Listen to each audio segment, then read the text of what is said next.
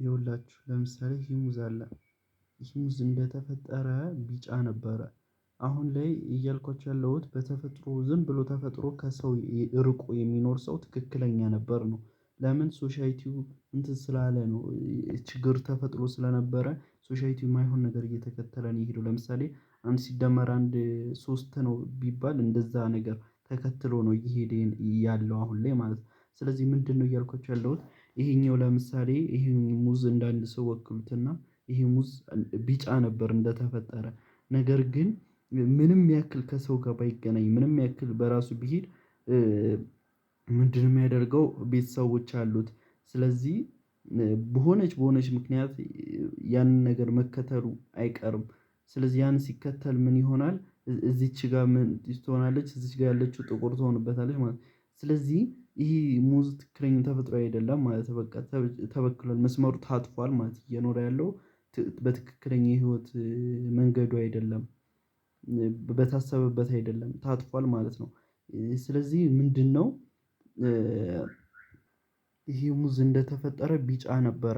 ነገር ግን ሶሻይቲው ጋር ትንሽም ባወቀ ከቤተሰቡ በተቀበለ ቁጥር እዚች ጋር ጥቁር ወይም ትንሽ ቦታ ጥቁር ይወጣበታል። በዚህም ጊዜ ምን ይሆናል?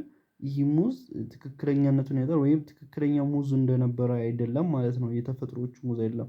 ለምን ትንሽም ነገር መስመር አስቶታል። ስለዚህ ይሄ ነገር እንዴት ነው? አሁን ያላችሁበት እናንተ እንደዚህ ነው። ለምሳሌ በቃ ይሄ ተበላሽታችኋል እንደዚህ ነው። አሁን ላይ ለእናንተ ትክክል ነው ቢጫ ነው የሚመስለው ሁሉ ነገር በትክክል እያደረጋችሁ ስላለ ማለት ነው። ነገር ግን አሁን ምን ልላችሁ ነው? ይሄ ሙዝ አሁን ወደ ቢጫ ብናደርገውስ እንዴት ነው የሚሆነው? ይሄ ሙዝ ያን ነገር ማድረግ ካቆመ ወደ ቢጫነቱ ይመለሳል ማለት ነው።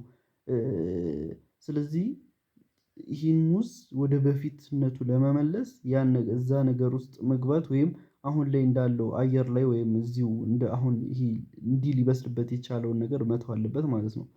ስለዚህ እንዴት ነው የሚያደርገው? በመጀመሪያ ደረጃ በእኛ ሰዎች ስናይ ይሄን ነገር አሁን አንድ ህፃን ልጅ ተፈጠረ። ቢጫ ሙዝ ነው በቃ አንድ ጥሬ ሙዝ እንደተፈጠረ ነው የምትቆጥሩት። ከዛ በኋላ እንዳለበት ነገር ግን እንደተፈጠረ ምንም ከሰው ጋር እንዳይነካካ ታደርጉታላችሁ ማለትም እናንተ ምንም እንዳትሉት ምንም ነገር እንዳታሳውቁት ዝም ብላችሁ አኑሩት ልጁን ማለት ነው። ስለዚህ የልጁ ነገር ባለበት እንደተወለደ ምንም ሳያውቅ ይቀጥላል። የእናንተ ደግሞ እንዴት ነው የሚቀየረው? አሁን ላይ እናንተ ያጠፋችሁት ነገር እንዲህ የተበላሻችሁበት ነገር ምንድነው? አእምሮአችሁን እናንተ መምራት አልነበረባችሁም። አእምሮአችሁን እናንተ እየመራችሁ ስለነበር ነው እዚህ እየደረሳችሁ የነበረው አእምሮአችሁ ነበር እናንተን መምራት የነበረበት። ማለት ምን እያልኳችሁ ነው? እኛ ውስጥ አንድ ሰው አለ እሱም ሰው አእምሮ ይባላል ያለ እኛ ፍቃድና እንቅስቃሴ ሰውነታችንን ማንቀሳቀስ ወይ እኛ ማኖር ይችላል። መኖር የነበረብን እኛ አልነበርንም አእምሮአችን ነበር። አእምሮአችን እኛን ማኖር ይችላል ወይም እጃችንን ሳንፈልግ እንዲህ እንዲህ ማንቀሳቀስ ይችላል እያልኳችሁ ነው በአጭሩ። ስለዚህ እንዴት ነው የምትገቡት? በመጀመሪያ አንድ ቦታ ላይ ተቀመጡ። እዛ ከተቀመጣችሁ በኋላ እዛው ቅሩ እንጂ አእምሮአችሁ እስካላዘዛችሁ ምንም አይነት ነገር እንዳታደርጉ። ልክ ምግብ ሲርባችሁ ምግብ እንድትበሉ እንደሚያዛችሁ አለ አይደለ?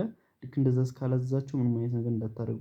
ከዛ በኋላ ልክ አእምሮአችሁ ፍቃድ እንደፈቀዳችሁለት ሲያውቅ ሰውነታችሁን አስነስቶ ማንቀሳቀስ ወይም እናንተ ማኖር ይጀምራል ማለት ነው